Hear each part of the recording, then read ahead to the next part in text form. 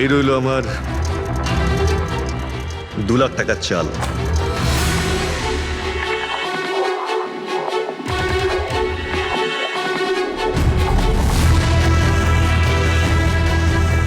আমার 3 লাখ টাকার চাল।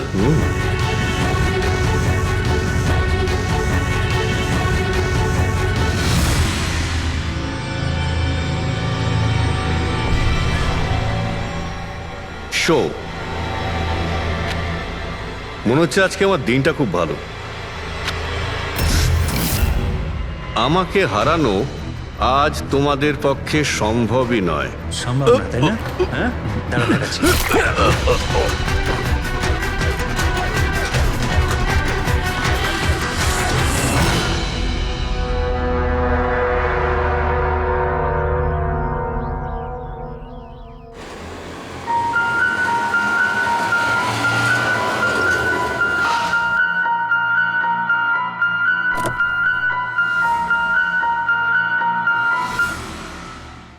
চলো বাচ্চারা,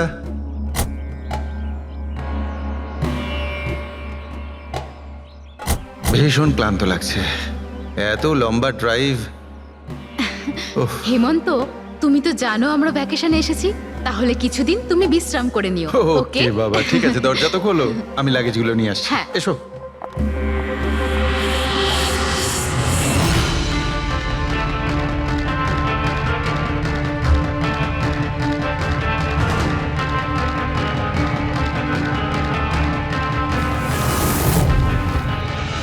হেমন্ত, হেমন্ত তাড়াতাড়ি এদিকে এসো।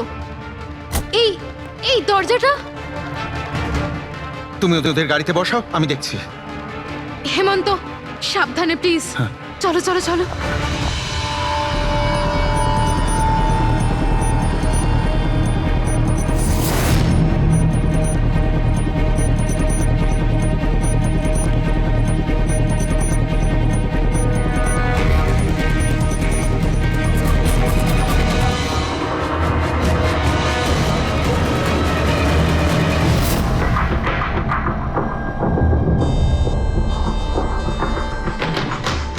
তিন চারবার আঘাত করেছে ছুরি দিয়ে। লাশ খুব একটা পুরনো নয়, মনে হচ্ছে কাল রাতে খুন হয়েছে এর। জুয়া খেলার সময় মারা গিয়েছে।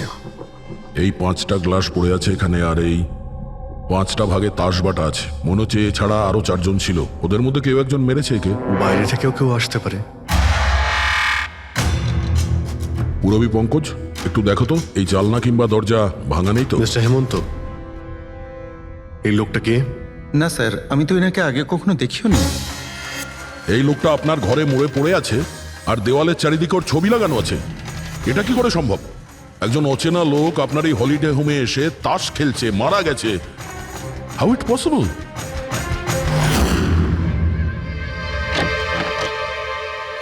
আচ্ছা, এখানে কোনো গার্ড নেই? ছিল স্যার, বহু বছর একজন গার্ড ছিল, কিন্তু ওই মাস চারেক আগে তার মৃত্যু হয়, ব্যাস তারপর থেকে আর কেউ নেই। আমি ভেবেছিলাম যে এবার একজন নতুন গার্ড রাখবো। আমায় বিশ্বাস করুন, আমি একদম সত্যি বলছি। আমি এই ভদ্রলোককে চিনিও না। উনি এখানে কি করছিলেন, ওনার ছবি এখানে কেন টাঙানো, আমি কিচ্ছু বুঝতে পারছি না।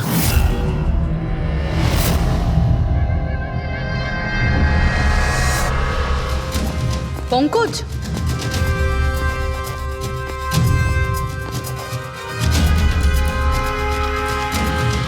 স্যার স্যার, জোর করে তো কেউ ভেতরে ঢোকেনি। হ্যাঁ, পিছনের দরজার তালা নেই কোনো, আর তার ছিটকানিটা বাইরে থেকে খোলা যায়। ওখান থেকে এসছে ওরা। আর স্যার, এই লিভিং রুমের যে জানলাটা আছে, এর বাইরে একটা কাটার ঝোপ আছে। ঝোপের মধ্যে এইটা পেলাম স্যার, কাপড়ের টুকরো। মনে হচ্ছে কেউ এর উপরে নজর রাখছিল ওখান থেকে, আর তাড়াহুড়ো করে দৌড়তে গিয়ে তখন এই কাপড়ের টুকরোটা ওইখানে আটকে যায়। মৃত ব্যক্তি ছাড়া এখানে আরো 4 জন ছিল, আর একজন লোক বাইরে, সব মিলিয়ে 5 জন। তাহলে এই ক্রাইমের অন্তত 5 জন সাক্ষী আছে। যদি ওই 5 জনের মধ্যে একজনকেও ধরতে পারা যায়, তাহলে জানা যাবে কাল রাতে এখানে কি হয়েছিল।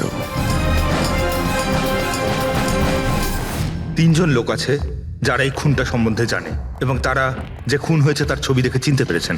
কখন আসছে ওরা? একটা সময়। 5 জনের মধ্যে 3 জন প্রথমবারই পাওয়া গেল, নট ব্যাড। আর স্যার ওনারা নিউজ দেখে নিজেরাই আমাদের সঙ্গে দেখা করতে এসেছিলেন। অসাধারণ ব্যাপার। সমাজে যদি বাজে লোক থাকে, ভালো লোকও অনেক আছে স্যার। কিন্তু ওরা কাল রাতে রিপোর্ট লেখালো না কেন? স্যার স্যার এরা ওই তিনজন, প্রীতম, রণবীর, বিক্রম। প্রীতম, রণবীর আর বিক্রম, তোমরা সবাই জানো ওই খুনটার ব্যাপারে। স্যার। তিনজনের আলাদা করে স্টেটমেন্ট নাও। স্যার, যখন সিডের খুন হয়েছিল তখন আমি ওখানেই ছিলাম। সিড, ওর নাম সিড ছিল? হ্যাঁ স্যার। স্যার, আমি ওদের চিনতামও না। কালকে প্রথমবার ওদের সাথে দেখা হয়েছে, আর কালকেই খুন হয়ে গেল। এক মিনিট, সব কিছু ঠিক মতন বলবে। স্যার, আসলে ওই যে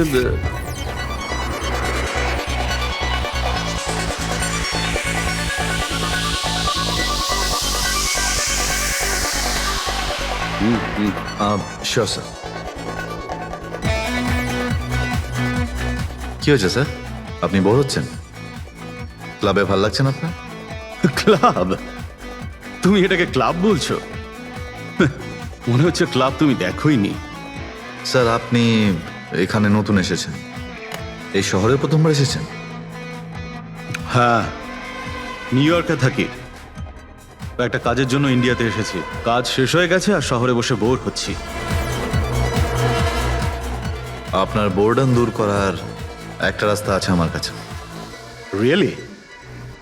কি? একটু এক্সপেন্সিভ। সেটা চিন্তা তোমায় করতে হবে না। কি রাস্তা আছে সেটা বলো। ভেবে দেখুন স্যার, লাখ টাকার ব্যাপার, আর রিস্কও আছে। জোকিং? রিস্ক নেওয়া আমার হবি, আর সেটা যদি হয় টাকার, সেটা আমার কাছে অনেক আছে। কাজটা বলো। সুপার দেন। তুমি কি ধরনের জোকিং এর কথা বলছো? এরকম কোনো ব্যাপার নেই স্যার, শুধু জুয়া খেলতে হবে।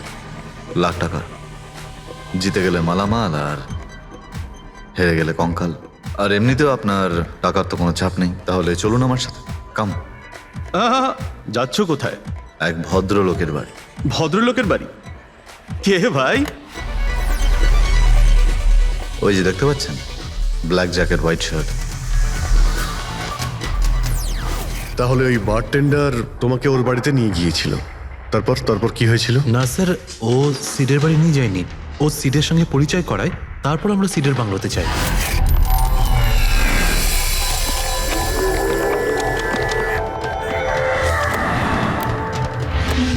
আর যখন আমরা ওখানে পৌঁছলাম তখন আগে থেকেই দুজন ওখানে ছিল।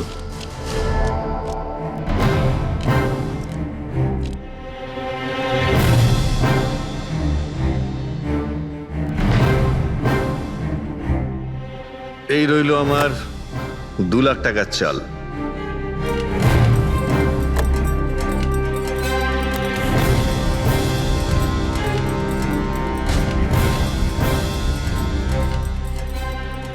শো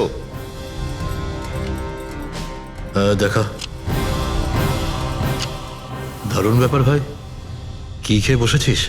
জিতেই চলেছিস। আমাদেরও বলে দে, আমরা একটু টাকা কামাই। ভাই, যদি খেলেই যেতে পারা যেত তাহলে তো কোনো কথাই ছিল না। এগুলো সব কপালের ব্যাপার, আর আজ আমার কপাল ভীষণ ভালো। সেটাই মনে হচ্ছে। তাহলে আরেকটা ডিল হয়ে যাক। যাক। এটা কি করে হতে পারে? বললাম না আমার কপাল খুব ভালো। তোর লাক আজকে ভালো না অন্য কিছু? মানে এটাই যে তুই তাসের মধ্যে সেটিং করে রেখেছিস। এ নিশ্চয়ই তাসের মধ্যে কিছু গোলমাল করে রেখেছে।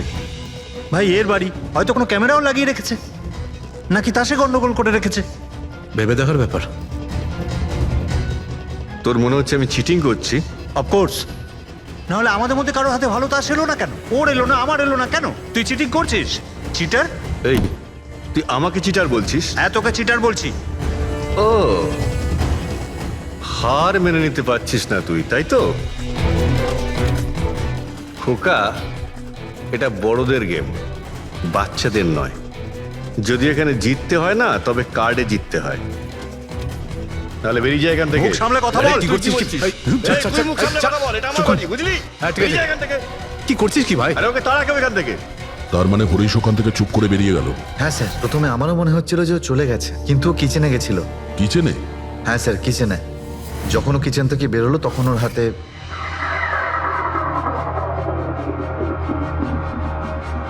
তুই আবার এসিস এখানে? তোকে বলেছি না এখানে আসবি না? বেরো এখান থেকে। কি হলো কি? এই, তুই আবার হাত দিচ্ছিস গায়ে? আরে ভাই, আরে কি করলি কি তুই? আরে মেরে দিল ওকে। এটা এটা কি করলে? মেরে দিলে? আমি অ্যাম্বুলেন্সকে কল করছি, তোরা এখানে থাক। আরে মরে গেছো? পুলিশকে ফোন কর, না হলে আমরা সবাই ফেসে যাবো। পুলিশকে ফোন করলে আমরা বেঁচে যাব? জুয়া খেলছিলাম আমরা, বেআইনি এই জুয়া খেলা। হ্যাঁ, জুয়া খেলেছি, কাউকে মারিনি তো দেখ, আমরা। বেশি চালাকি করিস না। পুলিশ যদি আসে না, আমি একা ফাঁসবো না, সবাই মিলে ফাঁসবো। সে একটা কাজ করতে পারি, তোরা এখান থেকে যা, আমি কাজটা খতম করে আসছি। তোমরা কত টাকা হেরেছিলে? স্যার 30 লাখ। আমার প্রায় 50 লাখ মতন। স্যার 35 লাখ। এক মিনিট রণবীর, তুমি বলেছিলে যে সিড ওই সময় সাদা শার্ট পরেছিল, ইয়ে স্যার, উনি সাদা শার্টই পরেছিল। আর বিক্রম, তুমি বলেছিলে যে ও হলুদ শার্ট পরেছিল। হ্যাঁ স্যার, ও হলুদ শার্টই পরেছিল। ও সাদা বা হলুদ রঙের শার্ট পরেছিল না, একটু ব্লুইশ কালার ছিল শার্টটার, আমার ভালো মনে আছে। কিভাবে সেটা হয়? আমরা যখন লাশটাকে পেয়েছিলাম তখন ও হোয়াইট কালারের শার্ট পরেছিল, আর রণবীরও তো এই একই কথা বলছে। এটা কিভাবে সম্ভব? একই সময়ে আলাদা আলাদা ড্রেসে কিভাবে খুন হয়? স্যার, যখন মার্ডার হলো তখন এটা কেউ ছিলই না ওখানে। ছিল না মানে? মানে এটাই যে আমার ভালো মতো মনে আছে, এটা 6 মাস আগের ঘটনা। এরা ছিল না ওখানে। না স্যার, এটা পুরো 1 বছর আগের কথা। কি সব বলছে স্যার এরা? খুন তো কাল রাতে হয়েছে, তাই না? এক্স্যাক্টলি, খুনটা গতকাল রাতেই হয়েছিল। আর সেই সময় উনি সাদা রঙের শার্টই পরেছিলেন। এক মিনিট, এসব তোমরা কি বলছো? কাল রাত, 6 মাস, 1 বছর আগে? হ্যাঁ স্যার। আই হোপ তোমরা একটা লোকের মার্ডারের কথা বলছো যা কাল রাতে হয়েছিল, তাই তো? আর তোমরা বলছো এই দুইজন ছিল না মার্ডারের সময়? স্যার, এরা দুজন ওখানে ছিল না। আমি যে মার্ডারের কথা বলছি সেটা 6 মাস আগে হয়েছে। স্যার, খুনটা কাল রাতেই হয়েছিল। আর সেই সময় যারা ছিল সেই দুজন অন্য কেউ ছিল, ওরা তখন ওখানে ছিল না। হ্যাঁ স্যার, ওরা ঠিক বলছে, আমিও চিনি না এদেরকে। তোমরা তিনজনের সিডের কথাই বলছো তো? আর মার্ডার হওয়ার আগে ও তোমাদের সঙ্গে চেরিস ক্লাবে দেখা করেছিল তো? আর তারপরে ও তোমাকে হেমন্ত বিলায় নিয়ে গেছে। না না স্যার, ও আমাকে সংকল্প ম্যানশনে নিয়ে গেছিল। আর সেটা ওই কীর্তি হিলসে, হ্যাঁ কীর্তি হিলসে ছিল। না স্যার, ও আমাকে ইয়াশ হাউসে নিয়ে গেছিল, যেটা কার্টিস রোডে রয়েছে। একটাই লোক তিনবার 3 জায়গায় 3 রকম আলাদা আলাদা জামা কাপড় পরে কি করে মরতে পারে? হ্যাঁ, সালুকে বলো। আচ্ছা, ঠিক আছে, ওকে। অজিত, সালুকে কোনো সূত্র খুঁজে পেয়েছে। তোমরা যাও, সালুকের সঙ্গে দেখা করো, আর ততক্ষণে আমি এদেরকে একটু জিজ্ঞাসাবাদ করি।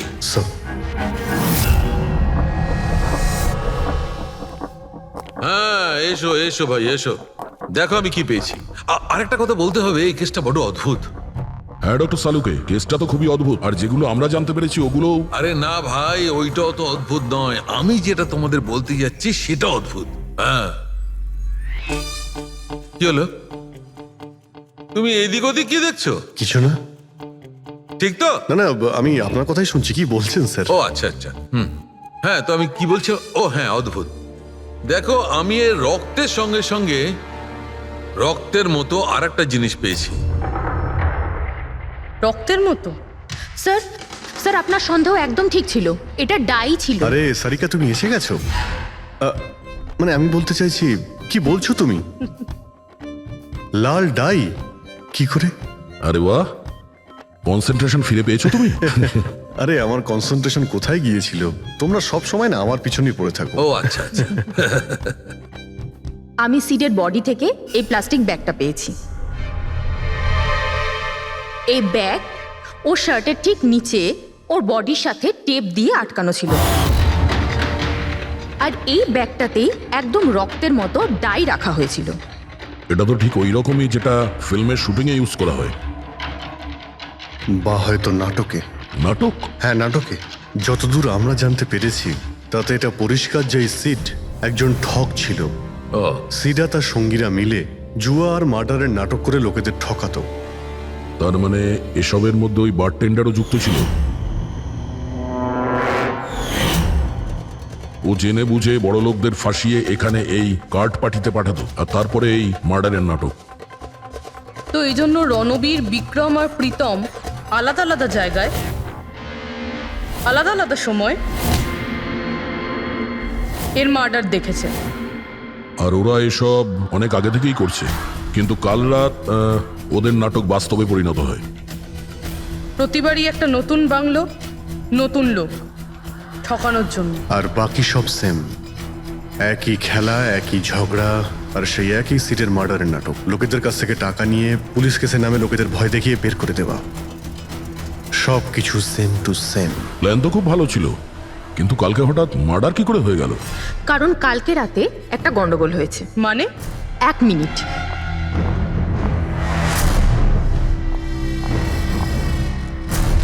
স্যার, আর এই হচ্ছে ছুরি। এই ছুরিটাও সেই রকমই নকল যেমন এই রক্তটা। যদি এটাকে কারোর শরীরে মারা যায় তখন এটা শরীরের ভেতরে যায় না, এটা ছুরির ভেতরেই চলে যায়। এই দেখো। কিন্তু ডক্টর, এটা যদি নকল চাকু হয় তাহলে এই নকল চাকু দিয়ে সিড মারা গেল কি করে? কালকে রাতে একটা ভুল হয়েছিল। এখানে একটা পেঁচ আছে, এই দেখো। যদি এই পেঁচটাকে ঘুরিয়ে দেওয়া যায় তখন এই ফলাটা আটকে যায়, ভেতরে ঢুকতে পারে না। তারপর এই ছুরিটা দিয়ে কেউ যদি আঘাত করে শরীরের ভেতরে ঢুকে যায়। কেউ ইচ্ছে করে এই ছুরিটাকে এরকম বানিয়েছে যাতে সিড মরে যায়। এরকম তো সেই লোকটাই করতে পারে যে এই খেলার ব্যাপারে সব কিছু জানতো। এটা বোধহয় সে যে লিভিং রুমের ব্যালকনিতে ছিল, যার কাপড়ের টুকরো আমরা পেয়েছিলাম। আর দ্বিতীয়ত, আমাদের খুনির কাছে সে পৌঁছবে যে বাকি লোকেদের কার্ড পার্টি পর্যন্ত পৌঁছেছে। ওই bartender Dinesh. Excuse me? I am sorry sir, এখনো ক্লাব ওপেন হতে বেশ কিছুটা সময় বাকি আছে। Sorry sir. আমরা একটা কেসের ব্যাপারে এখানে এসেছি, আমরা সিআইডি থেকে। সিআইডি? হ্যাঁ বলুন স্যার, আমি কি করতে পারি আপনার জন্য? স্টাফেদের সঙ্গে কিছু কথা আছে। স্টাফেরা এখানে আছে? এখন সবাই তো এখানে নেই, কিছু লোক আছে যারা লকার রুমে ইউনিফর্ম চেঞ্জ করছে। আপনাদের একজন বারটেন্ডার দিনেশ, সে কোথায়? ম্যাম, কাল থেকে ও কাজে আসেনি, জানি না না বলে কোথায় গেছে। আচ্ছা স্যার, ব্যাপারটা কি? ও কিছু ঘটিয়েছে নাকি? করেছে কি করেনি সেটা পরে আপনি জানতে পারবেন। আপাতত আপনি ওর অ্যাড্রেস দিন আমাদের। স্যার, ও এখানে যে অ্যাড্রেস দিয়েছিল সেটা ভুল অ্যাড্রেস। অ্যাকচুয়ালি ও যখন উধাও হয়ে গিয়েছিল এখানে অ্যাড্রেস বুক থেকে ওর সব ডিটেলস বার করেছিলাম আমি, কিন্তু তারপর দেখলাম যে অ্যাড্রেসটা ভুল। আপনি চাইলে আমি আপনাকে অ্যাড্রেসটা দিতে পারি, কিন্তু আমার মনে হয় না আপনি ওকে ওখানে খুঁজে পাবেন। আপনি যখন কাউকে কাজে রাখেন তখন তাদের ডিটেলস নিয়ে রাখেন না? আপনি কি জানেন আপনার এই বারকে সামনে রেখে ও লোককে ঠকাতো? হোয়াট? আর আমরা এখন ওকে একটা খুনের ব্যাপারে খুঁজছি। Murder? I am sorry ma'am, আমি সত্যি জানতাম না। সেই জন্যই আগে থেকে ভালো করে খোঁজ নিতে হয়। রুলসগুলো আপনার ভালো করে ফলো করা উচিত ছিল। আগে থেকে এগুলো করলে আজকে এরকম প্রবলেম হতো না। I am sorry sir. আচ্ছা, এই দিনের সম্পর্কে আর কি বলতে পারো? কিছু জানো ওর সম্পর্কে? না স্যার, তেমন বিশেষ কিছু নয়, কারণ ও খুব কম কথা বলতো, বেশিরভাগ চুপ করেই থাকতো। সেই জন্য ওর বন্ধু কম ছিল, শুধু এক মেয়ে ছাড়া, মানসী। ও এখানে ওয়েট্রেসের কাজ করে। ওদের মধ্যে ভালো ভাব ছিল, যদিও ওরা দুজনে কোনোদিন এটা প্রকাশ করেনি, কিন্তু আমার মনে হয় যে ওদের মধ্যে প্রেমের সম্পর্ক ছিল। তো আপনি মানসীকে জিজ্ঞেস করেননি কি ছিল ওদের মধ্যে? জিজ্ঞেস করেছিলাম ওকে, কিন্তু ও নিজেও জানে না। কোনো ব্যাপার না, মানুষকে একবার ডাকুন তো। ঠিক আছে স্যার। স্যার, মানসী। মানসী, দিনেশ তোমার বন্ধু ছিল? ছিল মানে? ও ঠিক আছে তো? দেখো, একটা খুন হয়েছে, আমরা সন্দেহ করছি দিনেশ ওটাতে ইনভলভ আছে। আমরা ওকে খুঁজছি। তুমি জানো কোথায় আছে ও? আমি নিজেই অনেক টেনশনে আছি, ওর ফোনও লাগছে না। আর ও এখানে যে অ্যাড্রেসটা দিয়েছিল সেটাও নকল। আর আপনারা বলছেন যে ও কোনো মার্ডারের সাথে যুক্ত? আচ্ছা, আপনি তো ওকে খুব ভালো করেই জানতেন না? হ্যাঁ স্যার, আমরা একে অপরকে ভালোবাসতাম আর আমরা বিয়েও করতে চলেছিলাম। সেই জন্য ও কিছু টাকা জোগাড় করতে চাইছিল। আচ্ছা, ও এই টাকাটা ক্লাবের চাকরি থেকে জমাচ্ছিল নাকি অন্য কোনো সাইড বিজনেস ছিল ওর? চাকরি ছাড়া ও শেয়ার বিজনেসে ওর টাকা লাগিয়েছিল। আর আমাকে বলতো যে ও অনেক টাকা রোজগার করছে, আমাকে দামি দামি গিফট দিত আর দামি দামি রেস্টুরেন্টও নিয়ে যেত। তো ও তোমায় ওর ঠকানোর বিজনেসের ব্যাপারে কিছুই বলেনি? ওর কোনো ছবি আছে তোমার কাছে? হ্যাঁ আছে।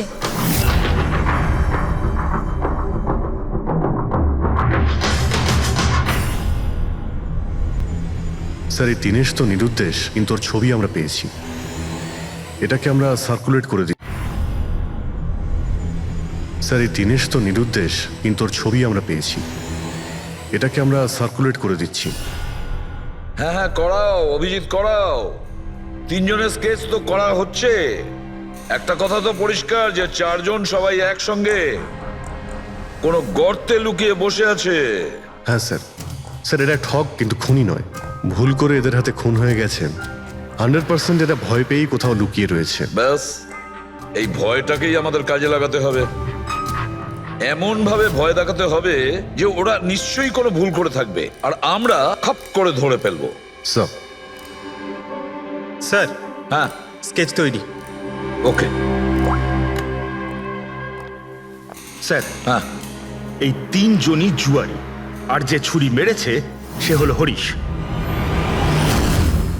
একটা কাজ করো, এই 3টে স্কেচই আর ওই বারটেন্ডারের ছবি প্রতিটা police station, railway station, bus stand, লজে সব জায়গায় পাঠিয়ে দাও, আর সমস্ত নিউজ চ্যানেলেও পাঠিয়ে দাও। আর ওদেরকে জানিয়ে দাও যে 24 ঘন্টা যেন এদের ছবি দেখানো হয়। প্রত্যেকটা বাড়িতে এদের ফটো দেখাতে হবে। তারপরে দেখবো কতদিন লুকিয়ে থাকে আমাদের হাত থেকে। এই 4টে ফটো খুব ভালো করে দেখুন। এই 4 জন এই হত্যাকাণ্ডে জড়িত। এদের ব্যাপারে কোনো রকম সূত্র বা কোনো রকম খবর পেলে সিআইডি কে এই নাম্বারে খুব তাড়াতাড়ি যোগাযোগ করবেন। এরা খুবই ভয়ানক। এরা সবাই ইন্ডাস্ট্রিয়ালিস্ট হেমন্ত কুমারের ফার্ম হাউসে নিজেরই এক বন্ধুকে খুন করে পালিয়ে গেছে। পুলিশরা অনেকক্ষণ ইনভেস্টিগেশন করার পরেও সেখান থেকে কোনো কিছুই খুঁজে পাওয়া যায়নি। সিআইডি এদের সবাইকে খুঁজছে। এই হলো এদের ফটো।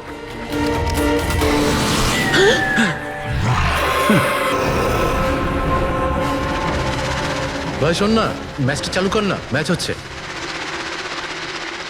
এরা সবাই ইন্ডাস্ট্রিয়ালিস্ট হেমন্ত কুমারের ফার্ম হাউসে নিজেরই এক বন্ধুকে খুন করে পালিয়ে গেছে। সিআইডি এদের সবাইকে খুঁজছে। এই হলো এদের ফটো। দেখলি তুই, এরা তো সবকিছু জেনে ফেলেছে। ভাই ছবি টবি সব দেখাচ্ছে, সমস্ত ডিটেলস দেখাচ্ছে। বাজেভাবে ফেসে যাবো ভাই এসবে। হাসবো তো বটেই। আমি তোদের আগেই বলেছিলাম যে চল পালিয়ে যাই, কিন্তু তোরা তো শুনলেই না। এবার এবার পুলিশ আসবে, সব জায়গায় খোঁজ করবে, আর তখন আরে এখনো এখনো এখনো অনেক সময় আছে। চল পালাই, এই ব্যাগ তোলা, সবাই মিলে পালাই, চল।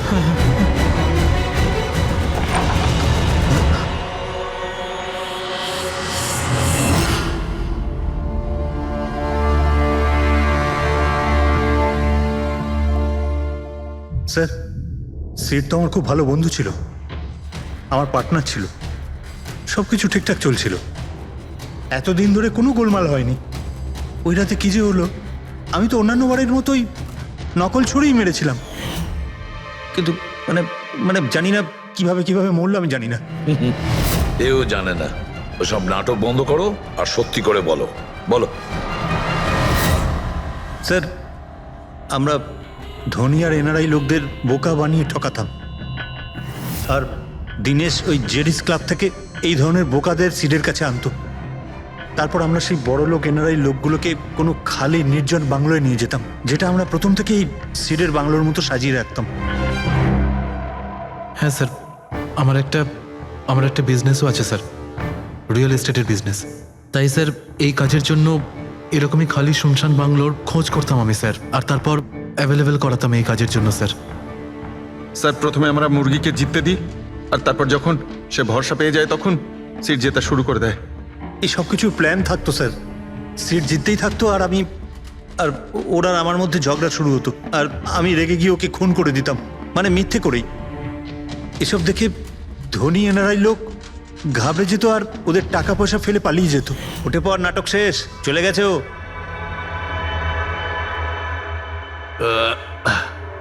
ঠিক গেছে তো রে? হ্যাঁ গেছে। উফ, আরে লেগে যাবে পাগল। তারপর আমরা ওই টাকাগুলো নিজেদের মধ্যে ভাগ করে নিতাম। ওই রাতেও সব এরকমই হয়েছিল। আমি ওকে ছুরি মেরেছিলাম, আর তারপর পুলিশকে ফোন করা যাক আর সবকিছু ডিটেলে বলে আমি দেওয়া যাক। পুলিশের চক্করে পড়তে চাই না। আমার পাসপোর্ট, ইউএসএ সিটিজেনশিপ সবকিছুই চলে যাবে। না না না না না, আমি যাচ্ছি। আরে ঘুমিয়ে পড়লি নাকি সিট? আরে ওঠ ভাই, অনেক হয়েছে, আর ওভার অ্যাক্টিং করতে হবে না। Sit set set. আরে এই তো সত্যি মরে গেছে। আরে ছুরিটা সত্যি সত্যি লেগে গেল নাকি ওর? আরে কি বাজে কথা বলছিস কি তুই? আরে সেট ওঠ না। সিট ওঠ না। আরে ছুরিটা কি করে? তুই ছুরিটা ইউজ করার আগে চেক করিসনি নাকি? আরে প্রথমবার করছি নাকি? শুটিংয়ের ছুরি এটা, একটাই তো ছুরি আছে না, কিন্তু এই খুন কি করে হতে পারে? আমাদের পুলিশকে জানাতে হবে। পুলিশকে যদি জানাই তো আমরা সবাই ফেসে যাব। তাহলে কি করব?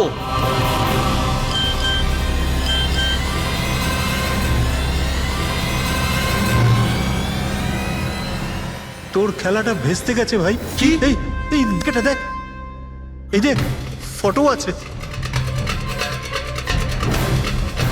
আরে আমি এই ফটোগুলো এখনই পাঠাচ্ছি পুলিশের কাছে অ্যাড্রেস সহ, ওরা এক্ষুনি ওখানে এসে পড়বে।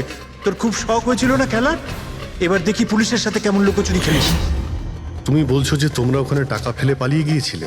হ্যাঁ স্যার, পুরো 90 লাখ টাকা ছিল স্যার। আমরা সব ফেলে পালিয়েছিলাম। কিন্তু আমরা তো ওখানে কোনো টাকা পাইনি। আমি কিছু জানি না ম্যাম, ওই টাকাটা কোথায় গেছে, ওই নকল ছুরিটাই বা আসল কি করে হয়ে গেল, সিডের খুন কি করে হয়ে গেল, আমি কিচ্ছু জানি না ম্যাম। কেউ তোমাদের জালে তোমাদেরই ফাঁসি দিয়েছে, বুঝেছো? দেখো, এমন কেউ আছে যে তোমাদের এই খেলার ব্যাপারে সব কিছুই জানতো। ওই ছুরিটা নিয়ে কোনো গন্ডগোল করেছিল আর তাতেই সিট মারা যায়। আর ওই দিনেশ, ও কোথায়? সিড মারা যাওয়ার পর আমি দিনেশকে ফোন করেছিলাম, আমার কথা শুনে ও খুব ঘাবড়ে গেছিল, বলল কি যে ওই শহর ছেড়ে চলে যাবে। দিনেশ তো তখন থেকেই উধাও। তাহলে কি পুরো প্ল্যানটা আবার দিনেশ করেনি তো? ওখানে রণবীরকে পাঠায় আর হরিশের ছুরিটাই চেঞ্জ করে দেয়, আর তারপরে দিনেশ ব্যালকনিতে লুকিয়ে পড়ে। আর ওখান থেকে দিনেশ ফটো তুলেছে স্যার, আর হরিশকে পাঠিয়েছে, আর তারপর বলেছে যে পুলিশ আসছে, তাই এরা সব ভয় পালিয়ে গেছে। 90 লক্ষ টাকা ছেড়ে পালিয়ে গেছে। তার মানে দিনেশ আমাদের সাথে বেইমানি করেছে। বাহ, সবাইকে ঠকায় যে লোক, যখন তাদের সাথে এরকম হলো খারাপ লাগছে।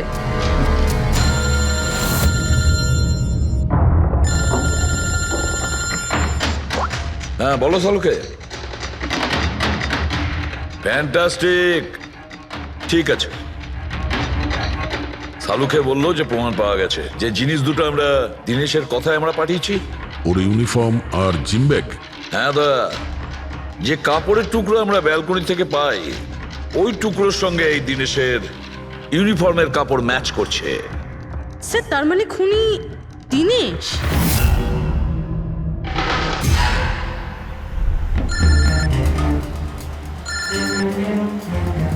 এসিপি স্যার,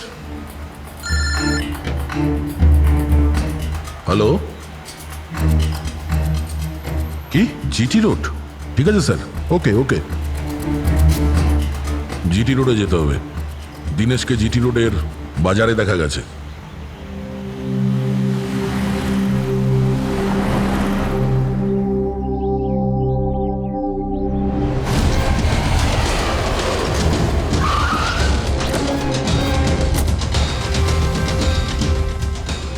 ভাই, এই লোকটাকে দেখেছো এখানে?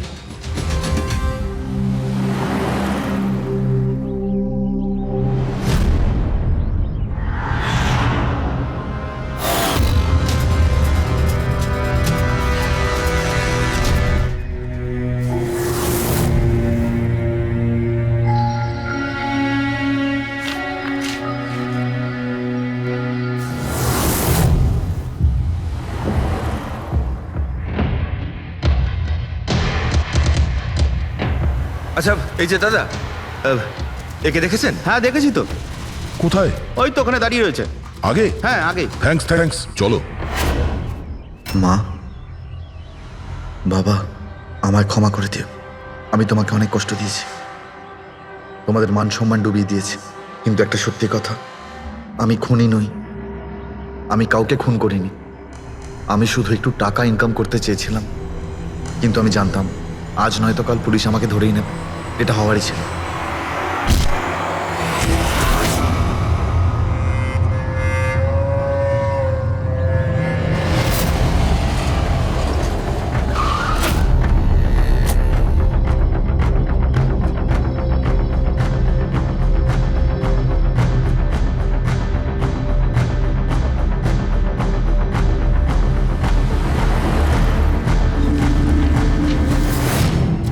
ক্ষমা করে দাও।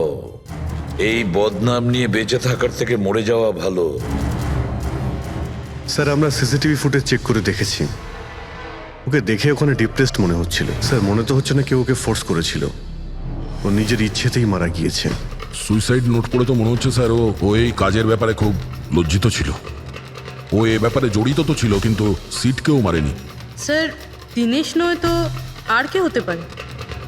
এদের এইসব খেলার ব্যাপারে আর তো কেউ জানতোই না। এরকম ব্যাপার নয় তো যে এরা যাদেরকে ঠকিয়েছিল ওদের মধ্যে কেউ এদের থেকে প্রতিশোধ নিচ্ছে? হতে পারে। একটা কাজ করি, আমরা বোর্ডের ওপর পুরো সাসপেক্টদের নাম লিখি, ওদের ফটোগুলো ওই সাসপেক্ট মানে ওই এনআরআই যাকে হরিশ আর তার দুই বন্ধু মিলে ঠকিয়েছে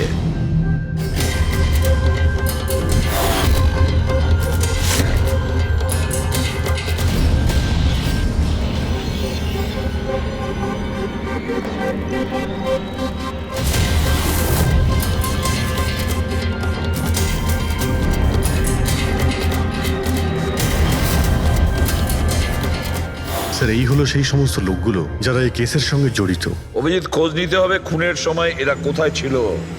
পুরো ইনফরমেশনটা আমরা এয়ারপোর্ট ইমিগ্রেশন থেকে পেয়ে যাব। স্যার এই ফটোগ্রাফে যে 8জন লোক আছে সেই সময় তারা ইন্ডিয়াতে ছিলই না। ইনফ্যাক্ট বেশিরভাগ লোকই এই ঘটনার পরে ইন্ডিয়াতে ফেরেইনি। শুধু এই 4 জন ছাড়া এই 3 জন সাক্ষী, বিক্রম, রণবীর, প্রীতম আর মিস্টার রানা। স্যার এক্ষুনি আমি মিস্টার রানার বাড়িতে ফোন করেছিলাম, ওনার ওয়াইফ ধরেছিলেন, বললেন যে 3 বছর আগে উনি মারা গেছেন আর 3 বছর আগে এরা ওনাকে ঠকিয়েছিল। উনি এই গিল্ট ফেলেই ভুগতেন যে ওনার সামনে কেউ খুন হয়ে গেছিল আর উনি কিচ্ছু করতে পারেননি, যার জন্য উনি নেশার কবলে পড়েন। আর তাহলে বাকি থাকলো 3 জন সাসপেক্ট, প্রীতম, রণবীর আর বিক্রম। প্রীতম আর বিক্রম এরা তো দেশের মধ্যেই ছিল কিন্তু এই শহরে ছিল না। এবার এই রণবীরই শুধু বাকি থাকলো। রণবীর তো নিজেই ওখানে ছিল, ওই ফটোতেও ছবি আছে। হ্যাঁ স্যার, ও একই সাথে ব্যালকনি আর হল তাতে থাকতে পারে না, এটা অন্য কেউই হবে। তাহলে কে হতে পারে এই খুনি? পঙ্কজ, মিস্টার রানা 3 বছর আগে মারা গেছেন, ওনার পুরো ডিটেলসটা আমার চাই। স্যার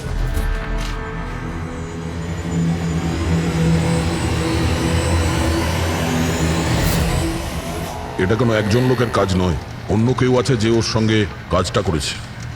আমার তো মনে হচ্ছে যে খুনি আমাদের চোখের সামনেই আছে, শুধু আমরাই ওকে দেখতে পাচ্ছি না। ইয়েস, খুনি তো আমাদের সামনেই ঘুরছে। কি কথা বলেছো ফ্রেডি, সুপার। আমি স্যার? হ্যাঁ তুমি। খুনি সত্যিই আমাদের চোখের সামনে ঘুরছে, কিন্তু আমরা ওকে দেখতে পাচ্ছি না। কিন্তু এখন আমি বুঝতে পেরে গেছি। হোটেলে যাই। হোটেল? হ্যাঁ হোটেল। থিওরি হিসেবে ওর হোটেলেই থাকার কথা। একবার যদি জানতে পারি যে খুনি ওই, তাহলে ওর সঙ্গী আর জুয়োর টাকা সব পেয়ে যাবো। তাহলে চলুন স্যার, তাড়াতাড়ি যাওয়া যাক আর ওকে ধরে ফেলি গিয়ে। ধরবে না ওকে, ওর ওপর নজর রাখতে হবে। আর হ্যাঁ, যদি বেশি চালাকি করে তাহলে ছাড়বো না ওকে।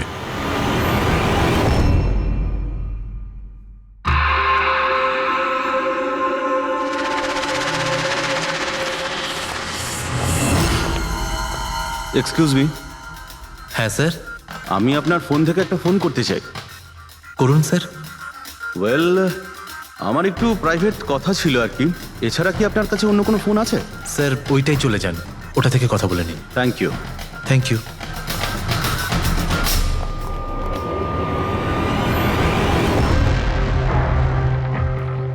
শোনো ভাই। হ্যাঁ স্যার। আমরা সিআইডি থেকে আসছি, আমরা এই লোকটাকে ফলো করছি।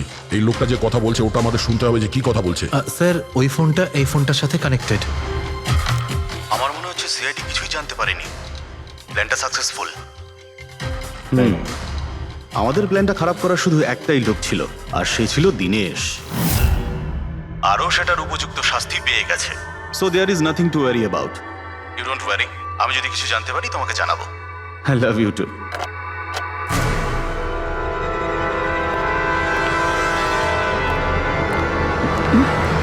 এই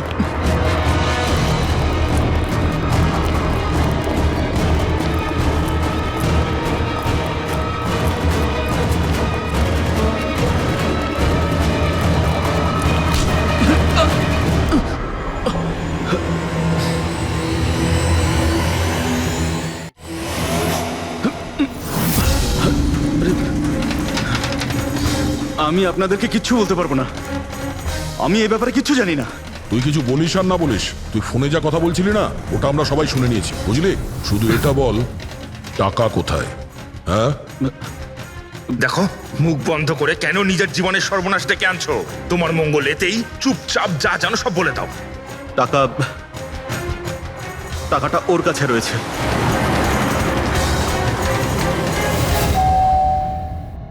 একটু দেখ তো মা, কে বেল বাজাচ্ছে? হ্যাঁ মা।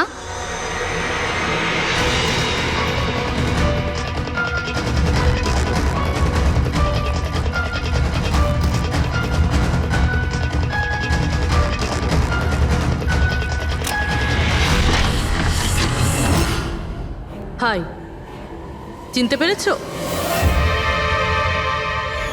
স্যার, মানসী। অ্যাকচুয়ালি আমরা আপনার বাড়ির তল্লাশি নিতে চাই। Search warrant. কি ব্যাপার, আপনারা কারা? সিআইডি, আমাদের কাছে আপনার বাড়ির তল্লাশির অর্ডার আছে। কিন্তু আমরা কি করেছি? আপনারা এখানে কেন এসেছেন? খুব তাড়াতাড়ি জানতে পারবে। চেক করো।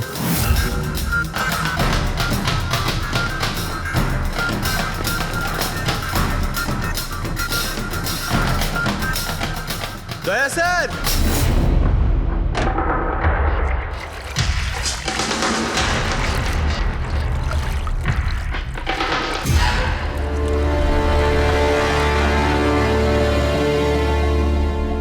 চলো। এই নোটগুলোতে রক্ত লেগে রয়েছে। ডিএনএ টেস্ট করলেই জানতে পেরে যাব যে এই রক্তটা সিডের, তাই না? এবার বলো, কিছু জিজ্ঞেস করবে? এখন এ জিজ্ঞাসা করবে না, আমরা জিজ্ঞাসা করব বিউরোতে।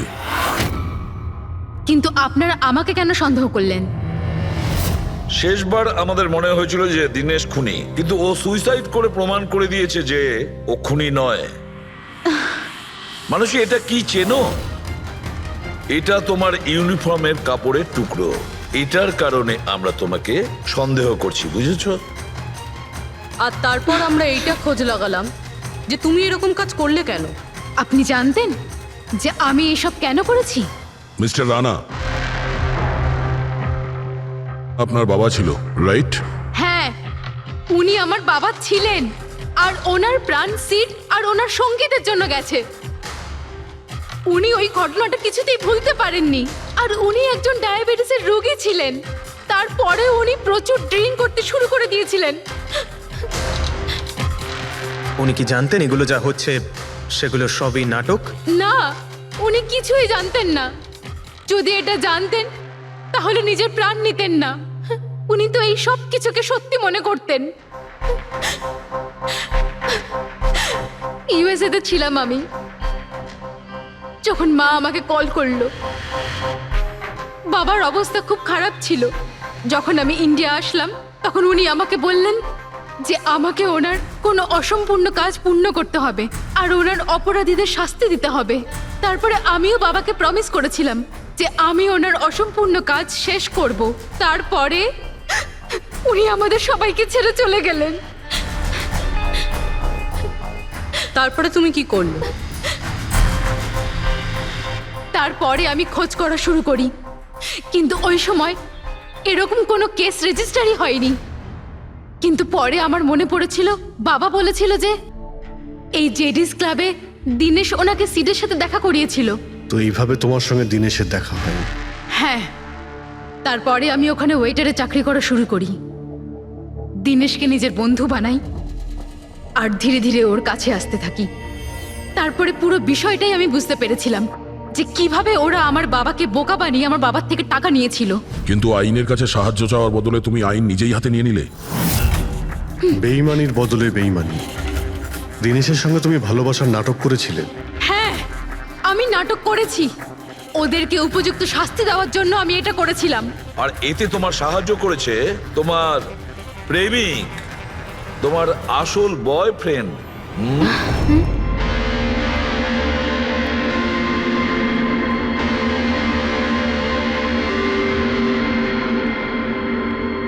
হ্যাঁ, আমরা দুজনে মিলে প্ল্যান করেছিলাম। রণবীর ওই রাতে জেনে বুঝে বোকা হয়েছিল। আর ওই ছুরি ছুরিটাকে খারাপ করেছিল? যদি এই পেঁচটাকে ঘুরিয়ে দেওয়া যায় তখন এই ফলাটা আটকে যায়। ওই ছুরিটাকে আমি খারাপ করেছিলাম, আর ব্যালকনি থেকে লুকিয়ে ফটো আমিই নিয়েছিলাম। তারপরে আমি ওই ফটো হরিশকে পাঠিয়েছিলাম, আর ওদেরকে ওখান থেকে তাড়িয়ে দিলাম, আর আমি টাকাগুলো নিয়ে ওখান থেকে বেরিয়ে পড়লাম। আমি আমার বাবাকে দেওয়া প্রমিস পূরণ করেছি। ওই টাকাটা আমার বাবার ছিল, আমি ওনার প্রতি ন্যায় করেছি। ভুল। ওই ন্যায় বিচার করা তোমার কাজ নয়, সেটা করবে আদালত। তুমি আইন নিজের হাতে নিয়েছিলে, আর একটা খুব মস্ত বড় অপরাধ করেছো। আইন তোমাকে কঠোর থেকে কঠোরতম শাস্তি দেবে, তোমাদের দুজনকে কঠোর শাস্তি দেবে।